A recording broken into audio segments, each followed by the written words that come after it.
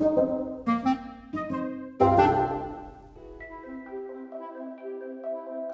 Watson is at the forefront of a new era of computing, cognitive computing. It's a radically new kind of computing, very different from the programmable systems that preceded it, as different as those systems were from the tabulating machines of a century ago.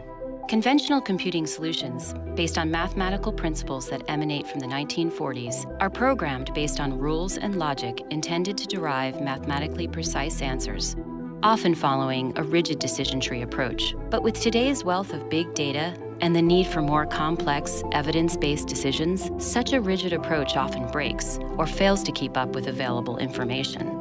Cognitive computing enables people to create a profoundly new kind of value, finding answers and insights locked away in volumes of data.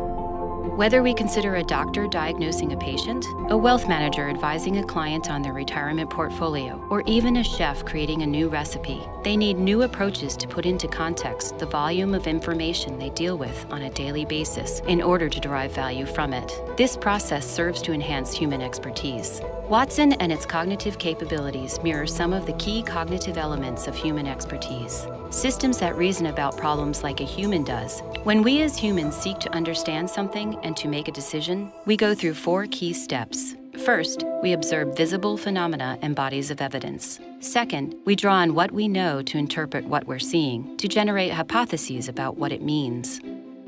Third, we evaluate which hypotheses are right or wrong. Finally, we decide, choosing the option that seems best and acting accordingly. Just as humans become experts by going through the process of observation, evaluation, and decision-making, cognitive systems like Watson use similar processes to reason about the information they read. Watson can also do this at massive speed and scale. So how does Watson do it? Unlike conventional approaches to computing, which can only handle neatly organized structured data, such as what is stored in a database, Watson can understand unstructured data, which is 80% of data today, all of the information that is produced primarily by humans for other humans to consume. This includes everything from literature, articles, research reports, to blogs, posts, and tweets. While structured data is governed by well-defined fields that contain well-specified information, Watson relies on natural language, which is governed by rules of grammar, context, and culture. It's implicit, ambiguous, complex, and a challenge to process. While all human language is difficult to parse, certain idioms can be particularly challenging. In English, for instance, we can feel blue because it's raining cats and dogs, while we're filling in a form someone asked us to fill out. When it comes to text, Watson doesn't just look for keyword matches or synonyms like a search engine. It actually reads and interprets text like a person. It does this by breaking down a sentence grammatically, relationally, and structurally, discerning meaning from the semantics of the written material.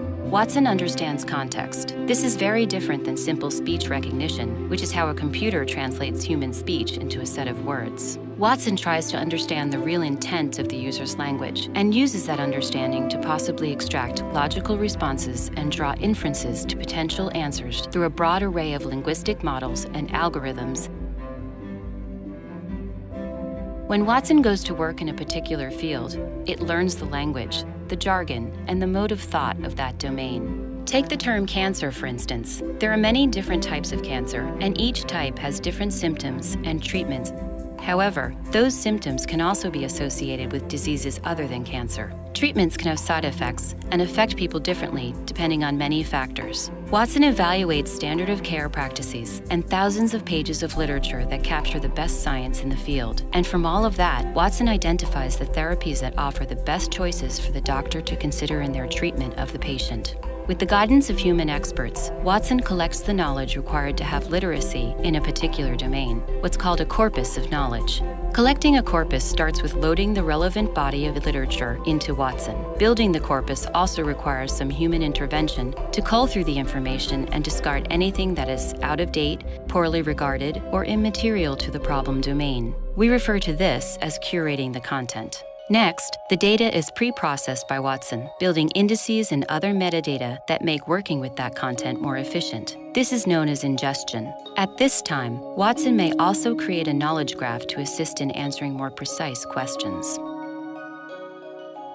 Now that Watson has ingested the corpus, it needs to be trained by a human expert to learn how to interpret the information. To learn the best possible responses and acquire the ability to find patterns, Watson partners with experts who train it in using an approach called machine learning. An expert will upload training data into Watson in the form of question-answer pairs that serve as ground truth. This doesn't give Watson explicit answers for every question it will receive, but rather teaches it the linguistic patterns of meaning in the domain. Once Watson has been trained on QA pairs, it continues to learn through ongoing interaction. Interactions between users and Watson are periodically reviewed by experts and fed back into the system to help Watson better interpret information. Likewise, as new information is published, Watson is updated so that it's constantly adapting to shifts in knowledge and linguistic interpretation in any given field. Watson is now ready to respond to questions about highly complex situations and quickly provide a range of potential responses and recommendations that are backed by evidence. It's also prepared to identify new insights or patterns locked away in information.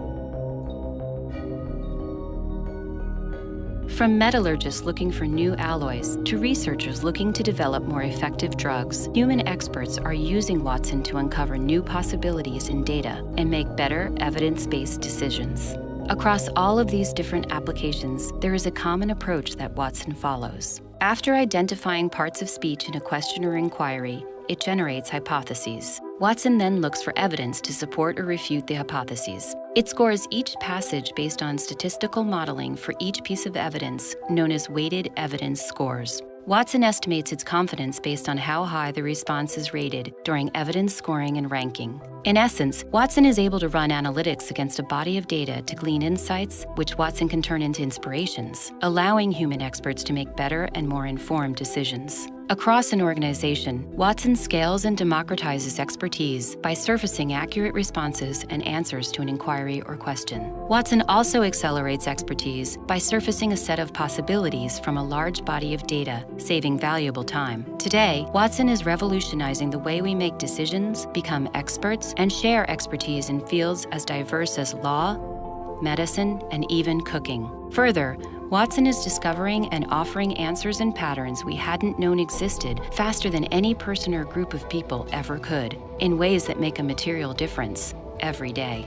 Most important of all, Watson learns, adapts, and keeps getting smarter. It actually gains value with age by learning from its interactions with us and from its own successes and failures, just like we do. So, now that you know how it works, how do these ideas inspire how you work? How can Watson make you a better expert? What will you do with Watson?